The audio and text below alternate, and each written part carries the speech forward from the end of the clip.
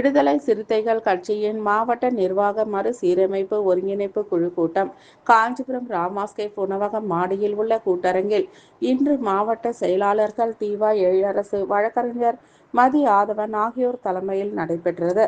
இக்கூட்டத்தில் மறுசீரமைப்பு நிர்வாக குழுவை சேர்ந்த வழக்கறிஞர் பார்வேந்தன், வனஞ்செழியன், வி.ஆர். ஜெயந்தி, வழக்கறிஞர் சித்தார்த்தன் ஆகியோர் காஞ்சிபுரம் சட்டமன்ற தொகுதிக்குட்பட்ட தோழர்களிடம் இருந்து மாநில, மாவட்ட, மாநகர, ஒன்றிய பொறுப்புகளுக்கான விண்ணப்ப மனுக்களை பெற்றனர்.